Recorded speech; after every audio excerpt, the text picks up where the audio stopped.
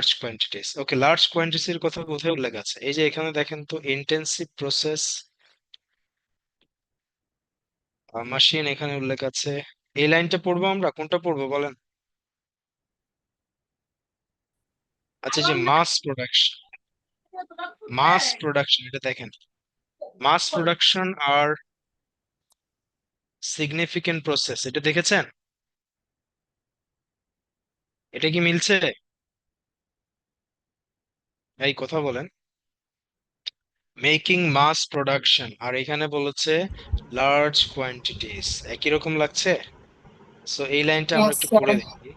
The Foundrinier machine developed in England revolutionized the industry. Revolutionized মানে কি? মানে একটা বিপ্লব সৃষ্টি করেছে। বিপ্লব কি এমনি এমনি সৃষ্টি করা যায়? না, বিপ্লব নিশ্চয়ই ওইভাবে হয়েছে যে অনেক বেশি প্রোডাকশন হচ্ছে, অনেক বেশি মানুষ ইউজ করছে। ইন দ্যাট কেস আপনি রেভলিউশনাইজ বলতে পারেন, মানে এটা স্প্রেড হয়েছে বেশি।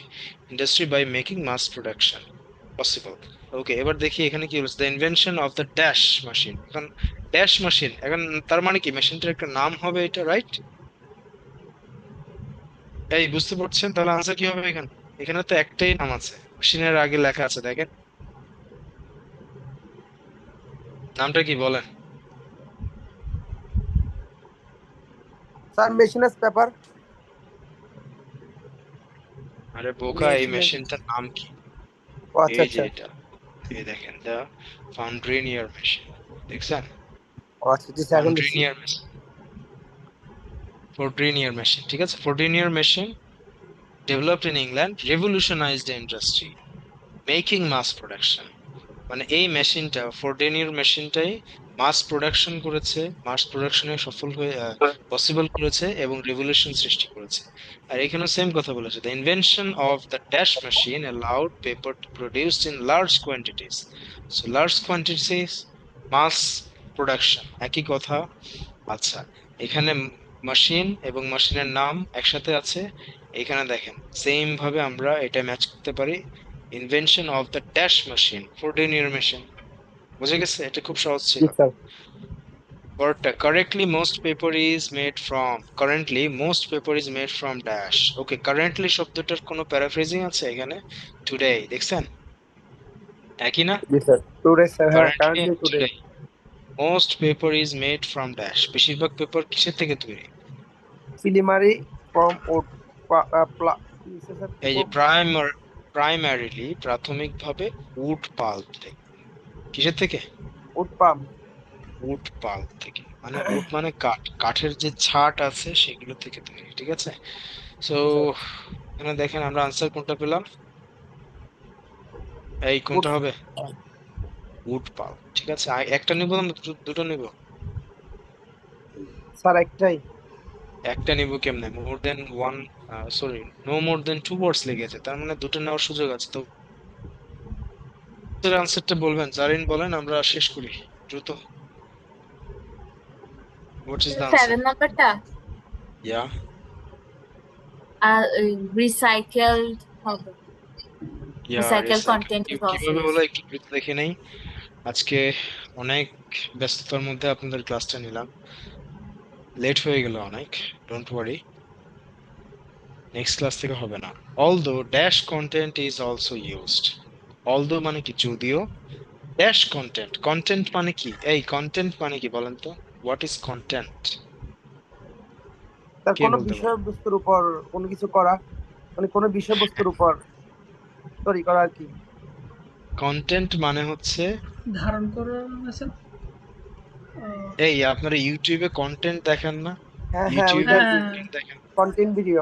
ওই কন্টেন্ট এই কন্টেন্ট এক না। ইউটিউবের কন্টেন্ট হলো ইউটিউবের মূল উপাদান, মানে হচ্ছে মূল উপাদান। কন্টেন্ট মিন্স মূল উপাদান মানে ভিডিও, ঠিক আছে? এখন আমি যদি বলি, এই যে একটা calendar, it's an calendar, table calendar, okay? So এই টেবিল ক্যালেন্ডারের কন্টেন্ট কি? পেপার, ওকে? এই পেপার গুলোই কন্টেন্ট, কালার, এগুলো কন্টেন্ট, মানে মূল উপাদান। কন্টেন্ট মানে মূল উপাদান বোঝাচ্ছে। সো এখানে বলেছে although dash content is also used, মানে, ঠিক আছে, although dash content is also use মানে হচ্ছে যদিও ড্যাশ মূল উপাদানগুলো ইউজ করা হতো। মানে কি, রিসাইকেল ম্যাটেরিয়ালস। এক ধরনের মূল উপাদান ইউজ করা হতো। দেখি তো, despite the digital age, paper continues to be in high demand due to its, আচ্ছা এখানে তো নাই, সরি আমি কোন লাইন পড়ছি, পরেরটা দেখেন রিসাইকেল তো, material. Recycle materials are also use. আচ্ছা ম্যাটেরিয়ালস মানে কি, কন্টেন্ট, এই ম্যাটেরিয়ালস আর কন্টেন্ট কি একই রকম? কন্টেন্ট মানে বলেছি মূল উপাদান, আর উপাদান, ম্যাটেরিয়ালস মানে কি? মূল উপাদান, রাইট? যন্ত্রপাতি উপাদান স্যার। মূল উপাদান, ঠিক আছে। সো জি স্যার। এখানে বলেছে দো আর এখানে বলেছে অল, দেখছেন প্রিপোজিশনাল মিল। আচ্ছা তাহলে দো অল দো recycle materials are also used, আচ্ছা অলসো ইউজড একই কথা, মিলে যাচ্ছে সবগুলোই, তো রিসাইকেলড হবে, স্যার ঠিক আছে। আচ্ছা, তো এই প্যাসেজের মধ্যে দুইটা মনে হয় একটু কঠিন ছিল, তাই না? এই যে এইটা ছিল একটু টাফ তুলনামূলক, আর এইটা, তাই না, চালা আছে আর এইটা। তো 7টা কোশ্চেনের মধ্যে আপনি দুটো কোশ্চেনে একটু প্রবলেমে পড়েছেন, বাকিগুলো তুলনামূলক ইজি, একবার দেখলেই আপনি পারতেন, ঠিক আছে। সো সামারি কমপ্লিশনটা আমি আরেকবার বলছি, একটু কঠিন হবে।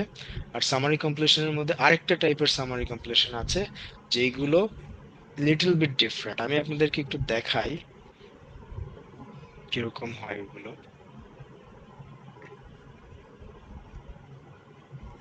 এই যে এটা না,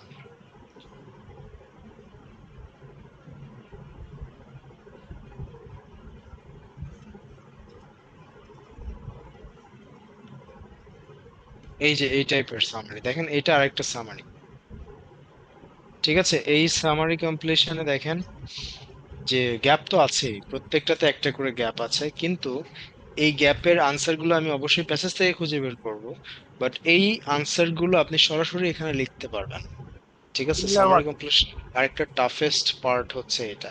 তো আপনাকে কি করতে হবে, ওই খুঁজে পাওয়া আনসারটা এইখান থেকে মেলাতে হবে, যে এইখানে কোন প্যারাফ্রেজের সাথে মেলে। তার মানে সাপোজ আপনি এটার আনসার পেয়েছেন,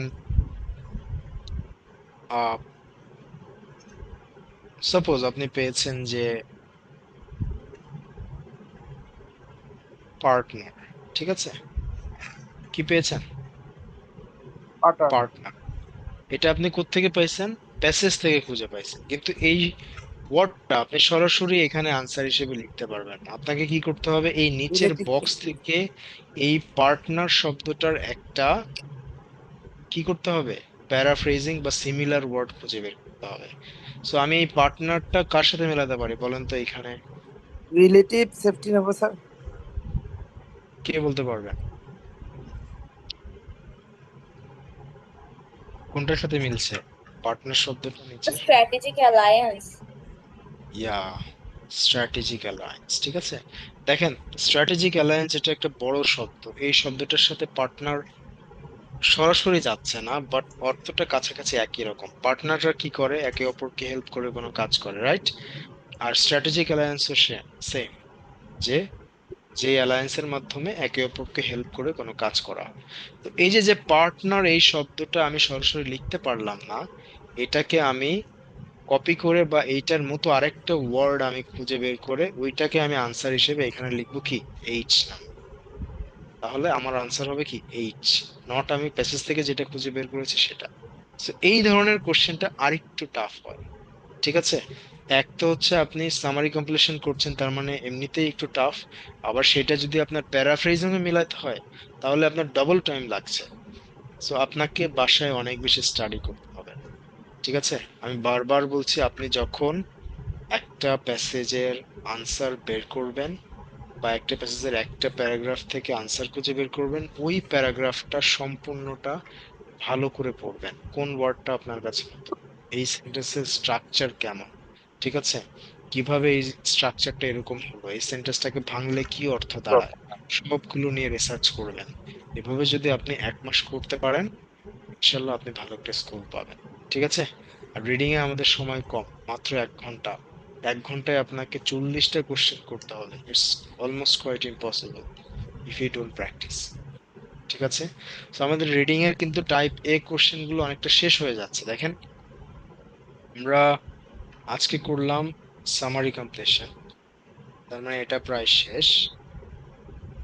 ঠিক আছে, আগের ক্লাসে করেছিলাম নোট কমপ্লিশন আর টেবিল কমপ্লিশন, আর আগের ক্লাসে করেছিলাম ইয়েস নো নট গিভেন এবং ট্রু ফলস নট গিভেন। আমাদের টাইপ এ তে বাকি আছে sentence completion, diagram leveling, multiple choice question. Next ক্লাসে আমরা টাইপ এ শেষ করব, তার পরের দুইটা ক্লাসে আমরা টাইপ বি শেষ করে ফেলবো। ঠিক আছে, সো আগামী সপ্তাহের মধ্যে আমাদের রিডিং শেষ, এরপরে আমরা যাব কিসে, লিসনিং এবং রাইটিং। ঠিক আছে, আর তার পূর্বে আপনাদের আমি বলেছিলাম যে লিসনিং করার জন্য কিছু ভিডিও দেখতে, আপনারা দেখছেন? স্যার ভিডিওগুলো একবার জানেন, রিপিট করবেন, ভিডিওগুলো না একবার ওই আর রিপিট করা হবে না, যা হয়ে গেছে তা হয়ে গেছে, once it's done it's done. ঠিক আছে, আমার থেকে লিঙ্ক জানেন, নিন। এক্সট্রা ভিডিও স্যার ওইটাই তো নাকি স্যার, এক্সট্রা যে ভিডিওগুলো ওগুলোই তো নাকি? হ্যাঁ জানেন, আপনি কি কোনো ভিডিও দেখছেন বা আপনি কোনো সিরিজ দেখছেন? গেম অফ থ্রোনসটা এখন চলতেছে। Okay, okay, so how's the experience? It's good, sir. Not bad. Okay, did you finish season 1 and 2 both? না স্যার, only season 1 finish করছি। Okay, isn't it unpredictable? I mean, did you thought that, I mean, the result would be that after season 1? Yes sir, like every episode is unpredictable. Yeah, so প্রতিটা সিজনে এরকম কিছু mystery আছে।